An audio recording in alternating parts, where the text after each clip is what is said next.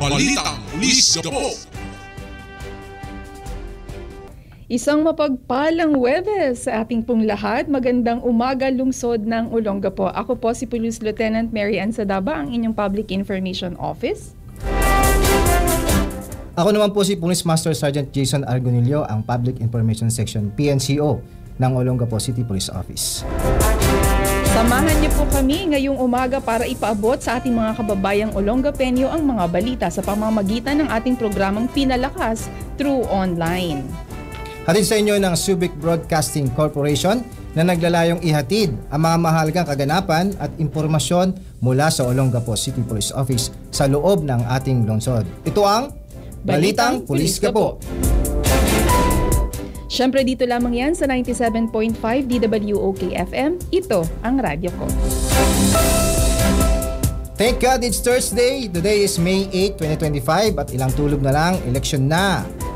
Ilang tulog na lang po at malalaman na natin ang pulso ng bayan, kung saan ay malalaman natin kung sino ang uupo sa posisyon bilang lingkod ng bayan o lingkod bayan. Kaya naman, fight for your future by voting wisely, mga ka-OK. Pero bago yan, ay ibibigay natin sa ating mga ka-OK ang balita na may kinalaman sa darating na halalan. Kami ang inyong makakasama ngayong umaga para magbigay ng mga komprehensibong detalye patungkol sa mga programs and activities na isinagawa ng inyong kapulisan dito lamang sa lungsod ng Olongapo. That's right mga ka-OK, at sa ating pong pagpapatuloy, ang mga kaganapan na may kaugnayan sa pagpapatupad ng ating peace and order sa ating lungsod sa pamamagitan ng ating PNP activities sa ilalim ng pamumuno ng aming City Director, Police Colonel Charlie Donato Umayam, at patuloy sa pagsasakatuparan ng gampanin na tutugon sa ating mga kababayang Olongapenyo dahil sa bagong Pilipinas ang gusto ng pulis, ligtas ka! At lahat ng iyan ay patuloy naming ipatutupad sa ilalim ng pamumuno ng ating Chief PNP Police General Romel Francisco Marbil na may layuning mapagtibay ang ating magandang ugnayan sa ating komunidad. Kasama ang ating Regional Office 3 sa pamumuno ng ating Regional Director, Police Brigadier General Jean Fajardo, kaakibat ang ating partner agencies upang maabot ang ating mga kababayan. At sa pagpapatuloy mga ka-OK, ang datos ng ating Weekly Accomplishment Report mula April 28 hanggang May 4, 2025. Sa kabuuan, merong 15 total arrested ang Olongapo City Police Office sa pangunguna ng ating City Director Police Colonel Charlie D. Umayam mula sa magkakaibang anti-criminality operations. Sa campaign against illegal drugs, ang Olongapo City Police Office ay nakapagtala ng 10 drug personality mula sa matagumpay na isinagawang 7 anti-illegal drug operations kung saan nakapagkumpiska tayo ng 9.08 grams of shabu na may kabuuang standard drug price na 61,791 pesos. Kaugnay nga nito, isang high-value individual o HVI ang matagumpay na naaresto ng tauhan ng Police Station 2 sa kanilang ikinasang bypass operation sa may Corpus Street sa may Barangay West Tapinac, lungsod ng Olongapo noong May 2 taong kasalukuyan. Kung saan, naaresto po ang isang alias Abbas, residente ng nasabing lugar at kasama po sa city-level high-value individual sa lungsod at kasama din po sa may regional top priority at dating miyembro po ng Kit Rabanta Criminal Group.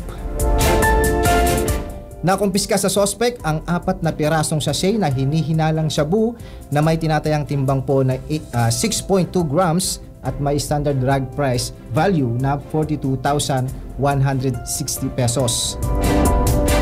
Kasama din po sa na-recover ang 500 peso bill na nagsilbing mark money sa nasabing bypass operation. Kasalukuyan pong nasa pangangalaga po ng Police Station 2 ang inarestong sospek at nahaharap po sa kasong paglabag sa Republic Act 9165 or the Comprehensive Dangerous Drugs Act of 2002. Ayon po sa aming City Director Police Colonel Umayam, patuloy na palalawigin ng Olongapo City Police Office ang kanyang kampanya kontra illegal na droga bilang bahagi po ng pagsisikap na mapanatili ang kaayusan sa lungsod sa gitna po ng nalalapit na 2025 national and local elections para sa kapakanan at kaligtasan ng bawat mamamayang Olongapeño. Samantala, para naman sa ating accomplishment on wanted person, 4 na wanted person naman ang matagumpay na naaresto ng Olongapo City Police Office, kabilang dito ang pagkakahuli sa isang most wanted mula sa magkakahiwalay na ikinasang manhunt operations.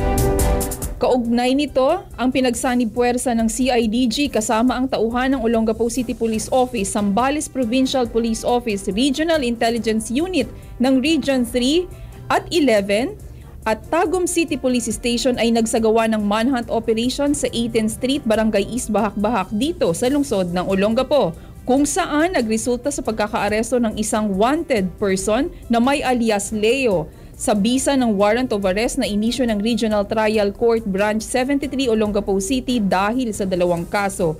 Ang una ay ang 8 counts of statutory rape under Article 266A in relation to Article 266B ng ating revised penal code na walang nirirekomendang piyansa, at 8 counts of acts of lasciviousness in relation to Section 5B ng RA 7610 with recommended bail of 200,000 pesos sa bawat kaso.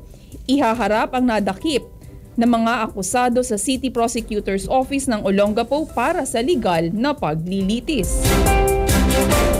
At para naman po sa ating campaign against loose firearms, 3 baril po ang nasa kustodiya ng Olongapo City Police Office dahil po sa pinaigting nitong operasyon kontra Boga. 2 baril po mula po sa search warrant operation at isang surrendered firearm mula po naman sa surrendered member of CTG or the Communist Terrorist Group.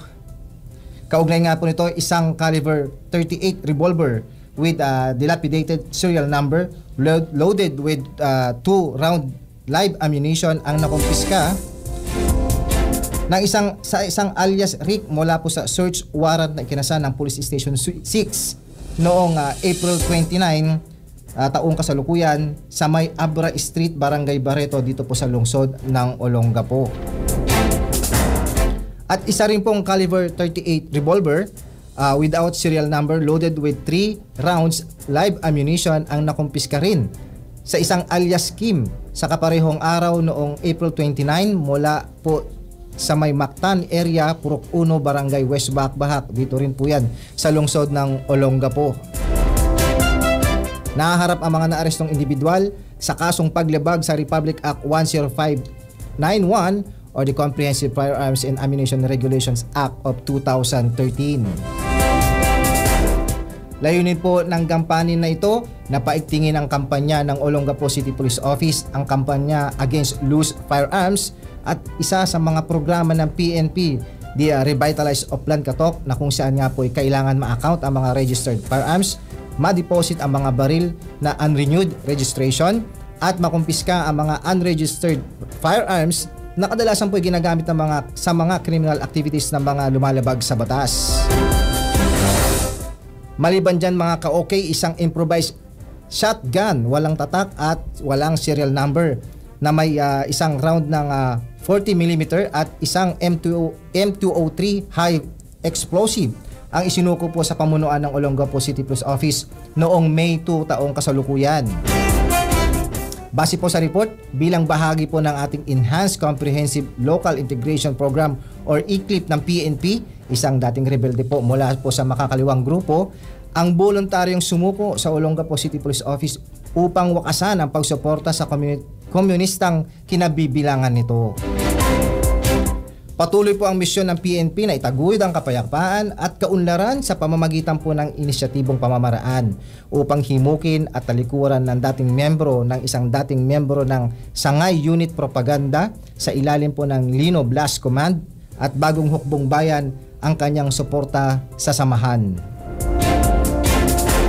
Ang Olongapo City Mobile Force Company sa ilalim po ng pangangasiwa ni Police Major Joven Jan Camarao, ang Acting Force Commander, kasama po ang Olongapo City Intelligence Unit, Zambales Provincial Intelligence Team, Regional Intelligence Unit 3, PNP IGESOD at 69th Infantry Battalion ng Philippine Army ay matagumpay pong natulungan ang nasabing individual at pareho silang at siya ay nasa ilalim po ng debriefing at binigyan po ng paunang tulong pinansyal at grocery pack. Maliban dyan, partner, isang kulay puting Isuzu Travis ang na-flag down ng Olongapo City Mobile Force Company ng Olongapo City Police Office sa may Bangal Border Control Checkpoint noong May 1 ng hapon taong kasalukuyan. Base sa report, 4 na individual ang naaresto ng otoridad dahil sa pagkaka-flag down ng nasabing sasakyan na naglalaman ng 35 boxes na hinihinalang smuggled cigarette. Ang mga sigarilyo ay may brand name na RGD at Gangyang. Ibiniyahid ito ng mga sospek ng walang anumang sapat na papel o dokumento mula sa Bataan area patungong Zambales. Nahaharap ang 4 na inarestong sospek sa paglaban ng Article Republic Act 9211, also known as the Tobacco Regulations Act of 2003. At yan po ang aming mga operational accomplishments mula po sa inyong kapulisan sa pakikipagtulungan po ng ating barangay. Gayon din po ang pamalang lungsod ng Olongapo. Magbabalik po ang Balitang Pulisga po. Magbabalik po kami matapos ang ilang paalala at manatiling nakatutok sa himpila ng 97.5. Balitang Pulisga po.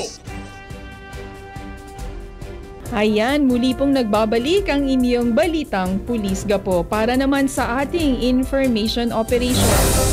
Alinsunod po sa direktiba ng ating Pangulong Ferdinand Marcos Jr., muling pinaaalalahanan ang PNP or ang Philippine National Police sa lahat ng hanay ng kapulisan sa kanilang mahalagang gampanin upang matiyak ang tahimik at maayos na 2025 national and local elections.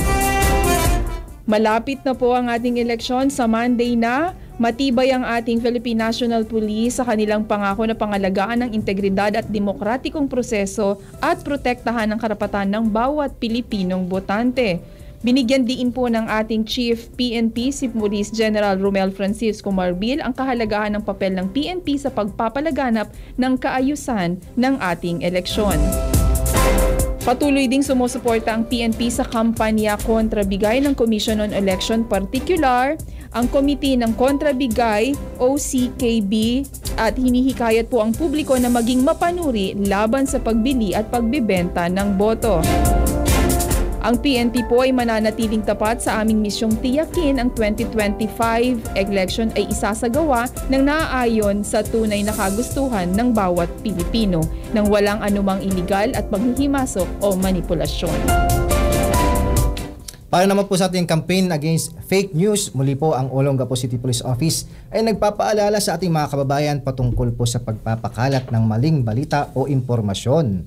Lalo na po ngayon, panahon ng halalan na maaaring makaapekto sa seguridad at kaayusan ng halalan. Nananawagan po ang kapulisan ng Olongapo sa publiko na maging maingat po at i-verify ang katotohanan ng anumang impormasyon bago po ibahagi online. Ang pagkalat ng mga hindi napatunayang balita ay maaaring magdulot ng matinding kaguluhan at takot sa komunidad. Ang ganitong balita ay mabilis na kumalat sa social media dahil po sa mga irresponsableng taong nagbabahagi nito na hindi muna inaalam ang katotohanan.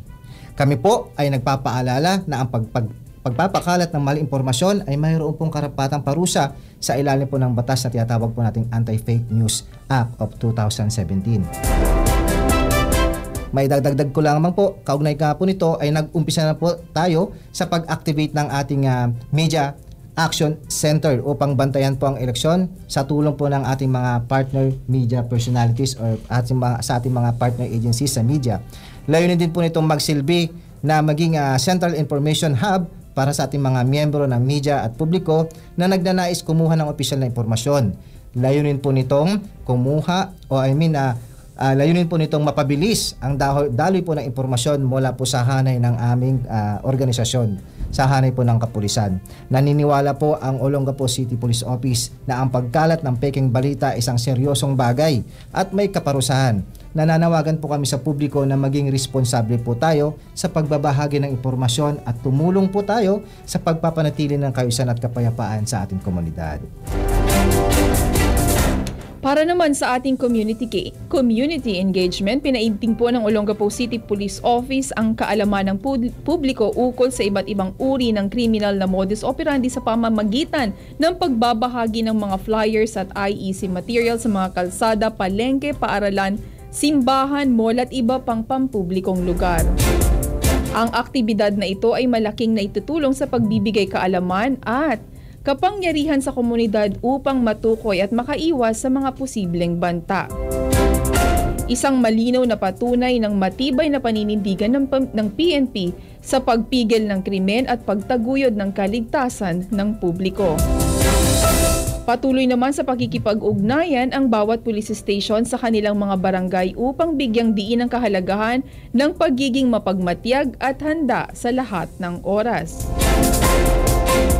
Maliban dyan mga ka-okay, nakiisa po ang Olongapo City Police Office sa isinagawang 4th City Joint Security Central Meeting or CJSCC sa may SMX Convention Center sa may SM Central noong May 6, araw po yan ng Martes. Katuwang ang COMELEC, DILG, Philippine Army, OADC, DepEd, DPWH at City Government ng Olongapo.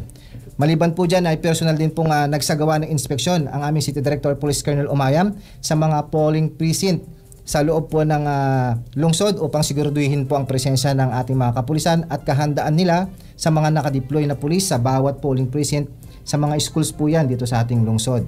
At yan po ang ating mga accomplishment on community engagement at intensified information operation. Siyempre, ang lahat ng aktibidad na ito ay bahagi ng ating adhikain na isulong ang programa ng PNP sa pamamagitan ng Community Affairs and Development. Kaya naman, hinihikayat namin ang lahat na makiisa upang mas lalo nating mailapit ang ating mga kababayang Olongapenyo ang serbisyong publiko ng Pulis Gapo. Sa ating pong pagpapatuloy ay dumako naman po tayo sa pamimigay po ng mga safety tips para naman po sa ating mga ka-okay na talaga ng pong kapakipakinabang. At syempre, bago yan, gusto nating hikayatin ang lahat na pakishare yung ating bagong gabay kaligtasan tips. Ayan po, na-post na po na sa official Facebook account ng ating Olongapo City Police Office ang ating mga safety tips para makaiwas sa vote buying at vote selling. At syempre, magbigay tayo ng mga steps and procedures sa pagboto. Syempre, ang oras ng pagboto natin, ang regular voting hour ay 7 a.m. to 7 p.m. At syempre, meron po tayong early voting hour na 5 a.m. to 7 p.m. Ito po ay para sa mga senior citizens, PWDs at saka mga buntis. Ayan. Para naman po sa hakbang sa pagboto, gamit po ang automated counting machine or ACM.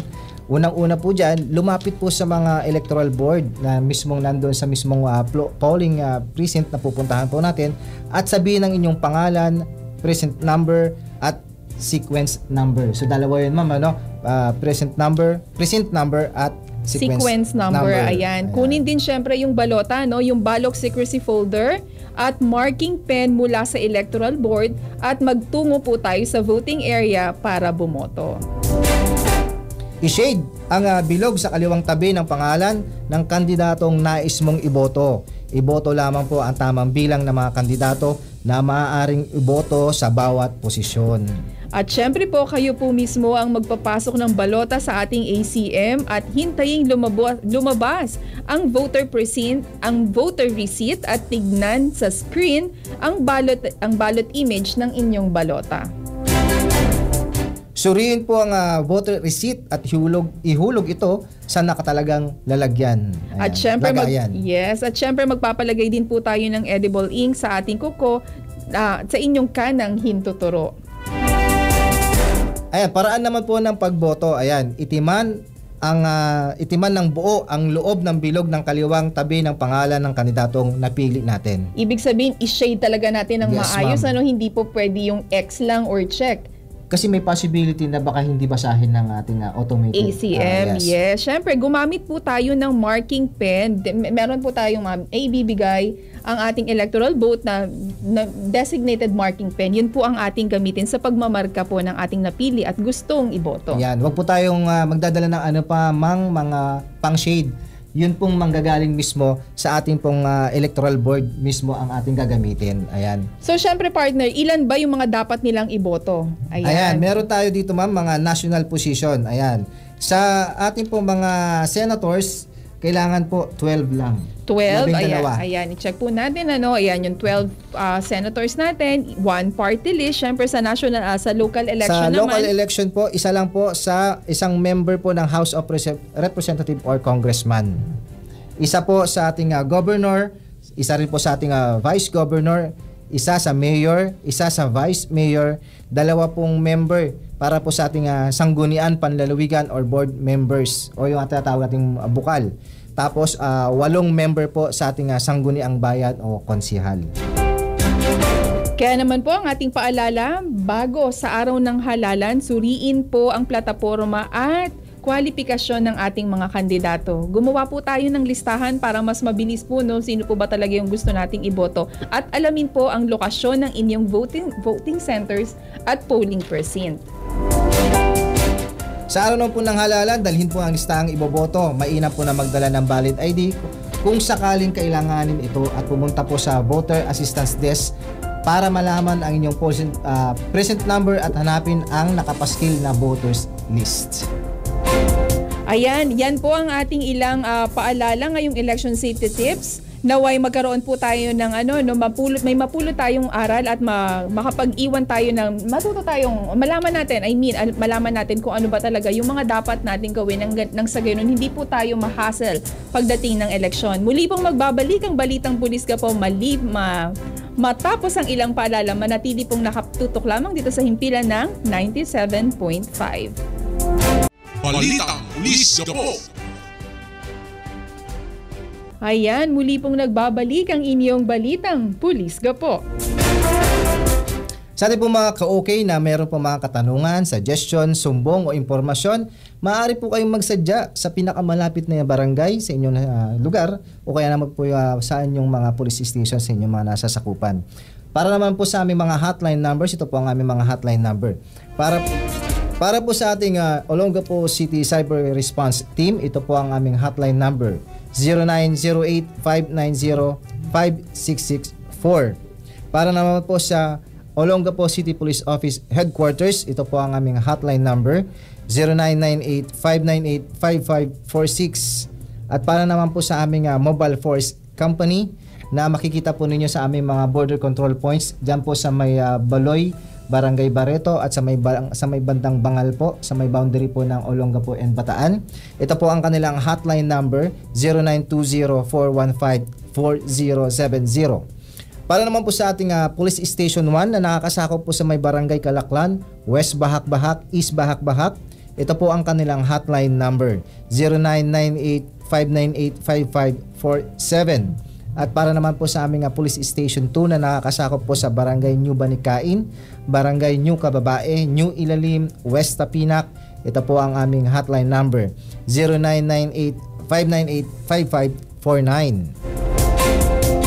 At para naman po sa hotline number ng Police Station 3 na kung saan ay sumasakop sa Barangay Asinan, Pag-asa, New Kalalaki at West Tapinac, ang kanila pong hotline number ay 0998-598-5561. At ang Police Station 4 na po, Police Station 4 na sumasakop sa Barangay Old Cabalan at New Cabalan, ang kanila pong hotline number ay 0998-598-5563. At para naman po sa Police Station 5 na sumasakop sa Barangay Mabayuhan, Barangay Santa Rita at Barangay Gordon Heights, ang kanila pong hotline number ay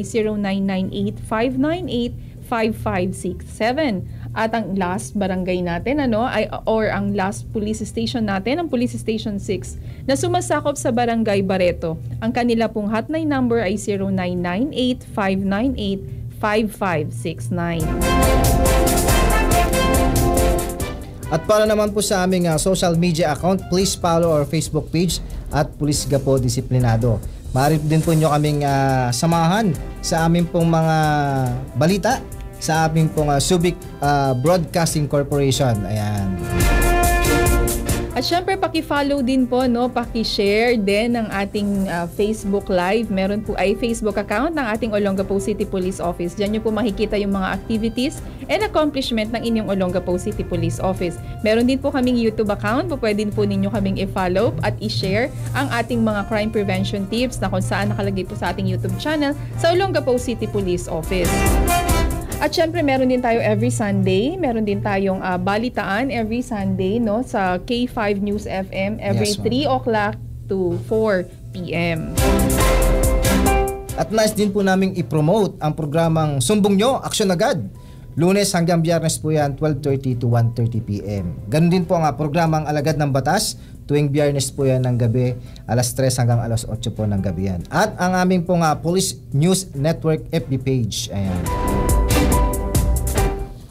At yan po ang aming mga mahalagang impormasyon mula po sa Olongapo City Police Office. Maraming salamat po mga ka-OK sa inyong oras ng inyong pakikinig sa ating pong programa ngayong umaga. Laging tatandaan, ang usaping kaligtasan ay usapin ng bawat mamamayan. Ako po, si Police Master Sergeant Jason Argonillo. Muli po sa pamunuan ng Olongapo City Police Office, sa ngalan ng ating City Director Police Colonel Charlie D. Umayam, kami po ay taus-pusong nagpapasalamat syempre sa ating Station Manager kay Ma'am Amalia Jane Gordon. Syempre kasama din si Pastor Erwin Cabalang ng Right from the Heart Ministry. Syempre, gusto rin nating pasalamatan sina DJ Claire. Syempre sina Sir Andrew, nakasama natin dito sa kumbaga kung bakit napakaganda at napakaayos ng ating programa dito sa DWOK FM. Si Sir Mel. Yes, si Sir Mel. At syempre si DJ Miko na may sakit. Get well soon po, DJ Miko. Syempre gusto din nating pasalamatan yung walang sawang suporta ng ating mga advocacy support group. Syempre nandiyan ang ating wings, yung Women in God Service, si Ma'am Annalisa Valbuena. Syempre ang ating faith-based community na tumutulong din sa atin. Maliban syempre kay Pastor Erwin ng Right from the Heart Ministry, nandiyan din si Pastor Odek ng Subic Bay Baptist Church at lahat po ng mga advocacy support group na tumutulong sa Olongapo City Police Office. Nandiyan ang ating KK-DAT na napaka masisipag na kabataan na lumalaban kontra droga at terorismo, 'di ba? Syempre gusto rin naming pasalamatan ng mga 'yan at syempre sa ating mga viewers, yung mga listeners natin na walang sawang sumusuporta upang maitaguyod natin ang ating layuning protektahan at pagsilbihan ng ating kababayan dito sa pinakamamahal nating lungsod, ang lungsod ng Olongapo. Ayan, malapit na tayong matapos, parang ang hirap magpaalam. Ma'am, gusto ko rin pasalamatan ang Peace Community Action Group at CSIIG na lagi pong kasama natin. Kasama po ng ating mga police stations na nagpapatrolya at kasama po natin for the intensification ng ating mga police presence. Lalo na ngayong panahon ng eleksyon, saglit na lang sa Monday na po ang eleksyon, mga kababayan. Nabanggit nga natin kanina, sa Monday malalaman na natin sino ba ang ating susunod na punong lungsod at mga lingkod bayan. At lingkod bayan. At syempre, dahil dyan, talagang pinapasalamatan natin yung mga radio group natin, partner. Syempre, ayan nga, nabanggit mo kanina, yung PARDS natin, yung CSI, sila po yung nakakasama natin, tumanin po yung checkpoint natin. At the same time, syempre sila po, yung mga kapulisan natin, alam naman natin po na nandoon po sila sa ating PADS, di ba? Nandoon sila sa ating mga police assistance desk. At syempre, sinisigurado din nilang binabantayan yung ating mga polling precincts. Yes, ma'am. Nandiyan yung ating mga kapulisan ngayon. Intact sila doon, ma'am, walang uwian yun. Kaya, 24/7 talaga. Saludo tayo sa ating mga kapulisan na nagbabantay ngayon ng ating mga eskwelahan. Ayan, para mapanatili talaga, masigurado natin na maayos yung ating paparating na eleksyon. Ayun nga, sa Monday na yan. At sa ating mga ka-okay, wag po nating sayangin yung pagkakataon na binigay sa atin na bilang, binigyan tayo ng pagkakataon na piliin kung sino yung dapat at nararapat.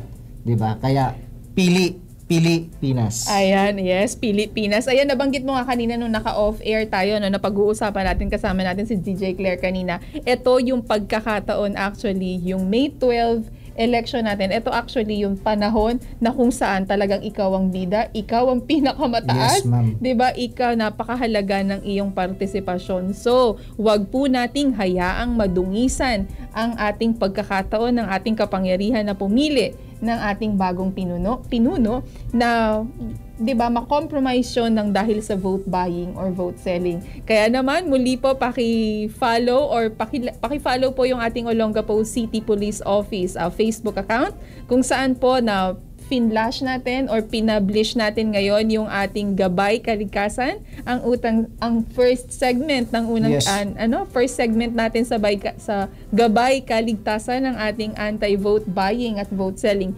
Paki-share po mga kaibigan. Ayan.